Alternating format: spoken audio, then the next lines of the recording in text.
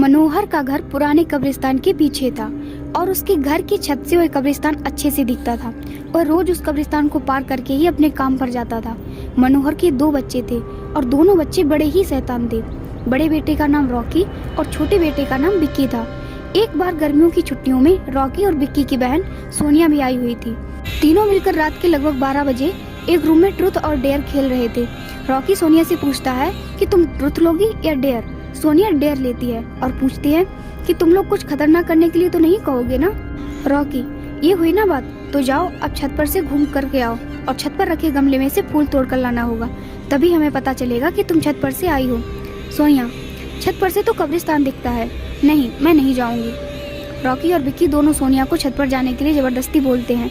सोनिया छत पर जाती है और जैसे ही गमले में लगे फूल की तरफ बढ़ती है तभी उसकी नज़र कब्रिस्तान की ओर पड़ती है। कब्रिस्तान में एक बड़ा सा सूखा पेड़ होता है। वह देखती है कि उस पेड़ पर एक सर कटी हुई उल्टी लाश लटक रही होती है। सोनिया उसे देखती है और जोर से चिल्लाती हुई बेहोश हो जाती है। फिर जब सोनिया बहुत देर तक छत पर से नहीं लौटती है तो रॉकी और विक्की दोनों डर जाते हैं और वह छत पर जाकर के देखते हैं तो पाते हैं कि सोनिया बेहोश पड़ी है। वो तुरंत मनोहर को बुलाते हैं और सारी बात बताते हैं।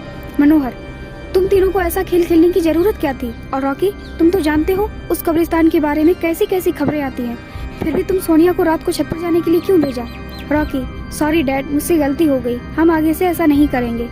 मनोहर, और फिर कभी दोबारा ऐसा काम किया तो तुम दोनों को उसी कब्रिस्तान में छोड़ आऊंगा।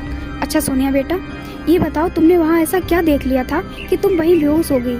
सोनिया सहमी हुई हालत में मनोहर को सारी बात बताती है। उसने क्या देखा, मनोहर ने उस कब्रिस्तान के बारे में ऐसी खबरें पहले भी सुनी हुई थी, इसलिए वह सोनिया को डांटता नहीं है और बच्चों को संभल कर रहने की सलाह देता है।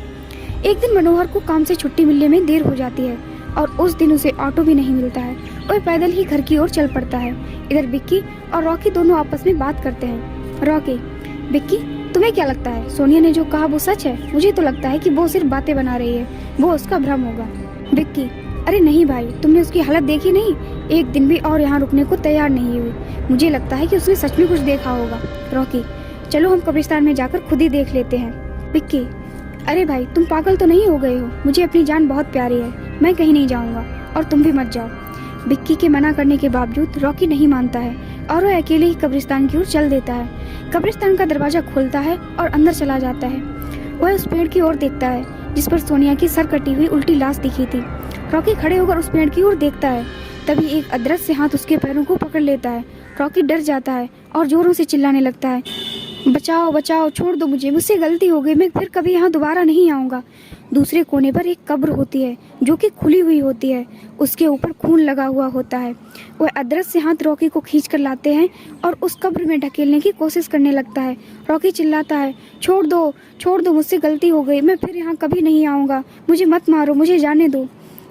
मनोहर काम से पैदल घर पहुंचने वाला ही होता है। जैसे ही कब्रिस्तान से गुजरता है उसे रॉकी की आवाज़ सुनाई देती है। मनोहर, ये क्या? ये तो रॉकी की आवाज़ लगती है, ये तो कब्रिस्तान से आ रही है, मुझे जाकर के देखना चाहिए। मनोहर कब्रिस्तान में चारों ओर देखता है लेकिन रॉकी कहीं नहीं दिखाई देता है। वह घर लौटकर आ जाता है और विक्की से पूछता है कि रॉकी कहाँ है। विक्की, पापा, मेरे बार बार मना करने के बावजूद भी रॉकी कब्रिस्तान में चला गया। वो जानना चाहता था कि सोनिया जो कह रही थी वह सच है या नहीं। मनोहर, हमारे पास समय बिल्कुल भी नहीं है, जाओ घर के मंदिर में शंख में जो जल रखा है वो जल्दी से लेकर आओ, हमें रॉकी को खोजने कब्रिस्तान जाना पड़ेगा। विक्की वो जल लेकर आता है। मनोहर और विक्की कब्रिस्तान में जाते हैं। मनोहर जल छिड़कता है, फिर उसे किसी के घसीटने का निशान दिखाई देता है। वह समझ जाता है और फिर उस निशान का पीछा करते हुए उस कब्र तक पहुंच जाता है। मनोहर कब्र के आसपास वो जल छिड़कता है। कब्र से अजीब अजीब सी आवाजें आती हैं। विक्की बहुत डर जाता है। मनोहर, मुझे लगता है कि श्रापित प्रेत आत्माओं ने रॉकी को इस कब्र के अंदर कैद कर लिया है, हमें जल्द ही से निकालना होगा। तुम ये पवित्र जल आसपास छिड़कते रहो, इससे हमें वो प्रेत आत्माएं कोई नुकसान नहीं पहुंचा पाएंगी। मैं कब्र को खोलने की कोशिश करता हूँ। मनोहर उस कब्र को खोलने की बहुत कोशिश करता है। अंत में वह कब्र खुल जाती है। उसके अंदर रॉकी लथपथ बेहोश पड़ा होता है। मनोहर रॉकी को लेकर हॉस्पिटल जाता है। उसकी हालत बहुत गंभीर होती है।